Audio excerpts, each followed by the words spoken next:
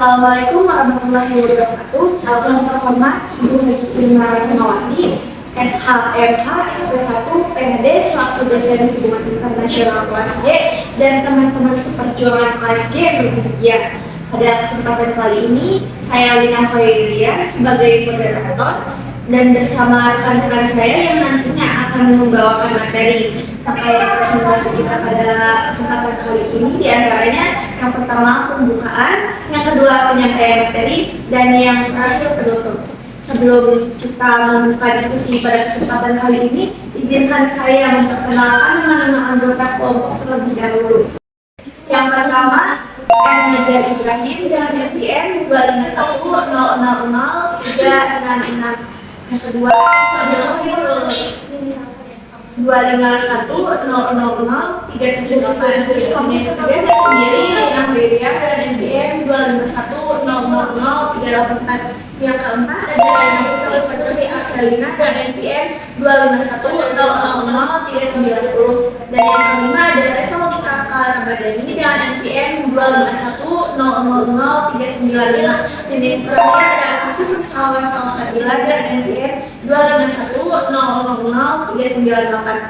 Teman-teman yang berbahagia, kita akan buka sesi diskusi kita pada kesempatan kali ini dengan mengucapkan Bismillahirrahmanirrahim. Baiklah, tema yang akan kelompok kami presentasikan adalah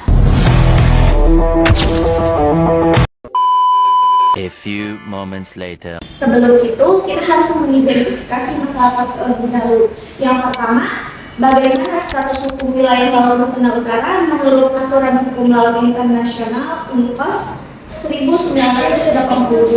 Dan yang kedua, mengapa klaim Tiongkok di Laut Natuna Utara dianggap tidak sah menurut hukum internasional. Dan yang ketiga, bagaimana upaya yang dilakukan pemerintah Indonesia untuk menjaga wilayah Laut Natuna Utara dari klaim negara lain.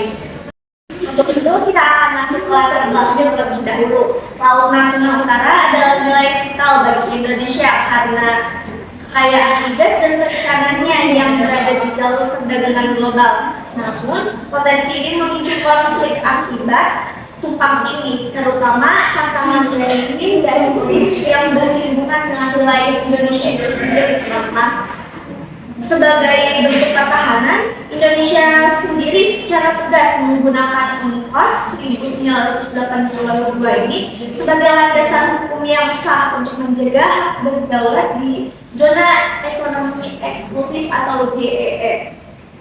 Hal ini krusial untuk memastikan integritas wilayah negara kesatuan Republik Indonesia kita ini dan menjaga stabilitas keamanan di kawasan tersebut.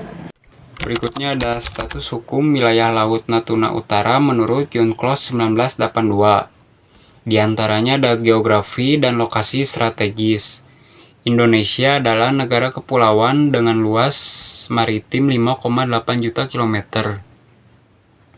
Natuna menjadi titik fokus karena berbatasan langsung dengan negara Asia Tenggara dan bersinggungan dengan klaim Tiongkok. Mencakup area seluas 141.901.000 km yang berfungsi sebagai pelayaran internasional utama. Selanjutnya ada landasan hukum Indonesia dan hak berdaulat ZI. Posisi Indonesia sangat kuat karena telah meratifikasi UNCLOS 1982 melalui UU No 17 tahun 1985 berdasarkan pasal 55 sampai 75 UNCLOS. Indonesia memiliki hak eksekutif sejauh 200 mil laut untuk eksplorasi dan pengelolaan sumber daya alam. Analisis ketidaksahan klaim Tiongkok.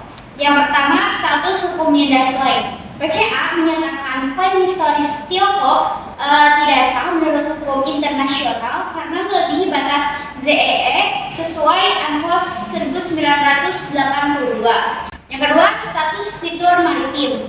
Banyak fitur yang diklaim Tiongkok seperti Mississippi Reef tidak bisa dikategorikan sebagai pulau karena tidak mampu menopang kehidupan manusia secara alami, sehingga tidak memiliki ZEE sendiri. Yang ketiga yaitu pelanggaran hak berdaulat. Tiongkok terbukti melanggar hak berdaulat negara lain seperti Filipina, IZEE melalui aktivitas penangkapan ikan dan pembangunan pulau buatan. Lalu, kerusakan lingkungan. Kegiatan reklamasi Tiongkok terbukti merusak ekosistem terumbu karang dan melanggar kewajiban perlindungan lingkungan laut menurut UNCLOS. Selanjutnya, implikasi putusan. Nah, putusan PCA bersifat final dan mengikat meskipun ditolak Tiongkok. Putusan ini memperkuat kedudukan UNCLOS sebagai sumber hukum utama dalam sengketa maritim dan menjadi presiden penting bagi negara-negara ASEAN untuk mempertahankan klaim wilayah sesuai hukum internasional. Di sini saya akan menjelaskan tentang upaya pemerintah Indonesia dalam menjaga kedaulatan.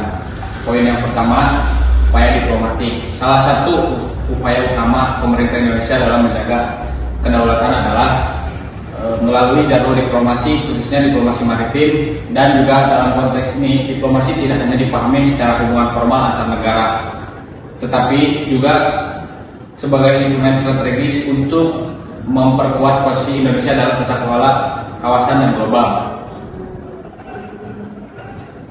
Upaya pemerintah Indonesia dalam menjaga kedaulatan, yang poin kedua, upaya keamanan dan militer. Upaya pemerintah Indonesia dalam menjaga kedaulatan juga dilakukan secara penguatan sektor keamanan dan militer.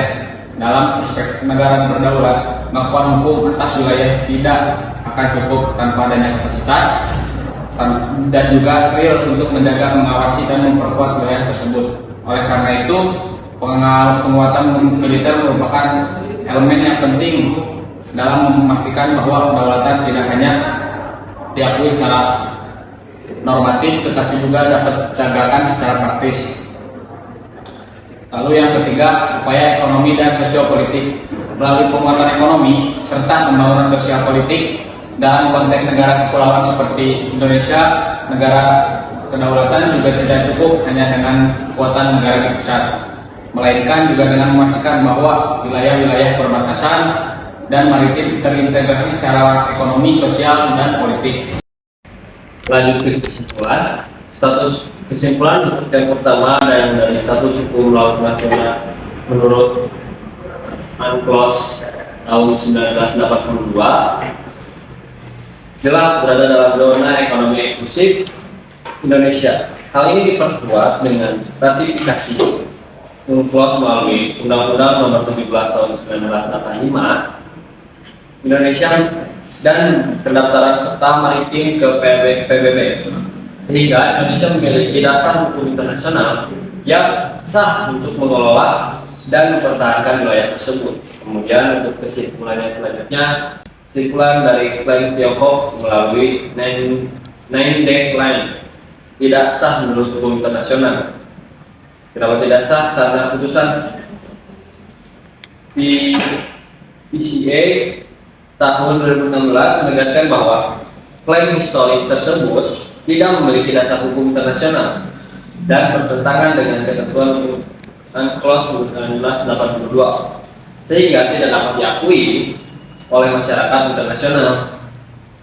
Kemudian untuk kesimpulan berikutnya, dari upaya pemerintah Indonesia dalam menjaga kedaulatan di lautan Natuna Utara dilakukan melalui diplomasi maritim, penguatan pertahanan militer, serta pembangunan ekonomi dan sosial politik di wilayah perbatasan. Langkah-langkah ini menunjukkan kontrol efektif negara atas wilayahnya sekaligus memperkuat legitimasi kedaulatan Indonesia.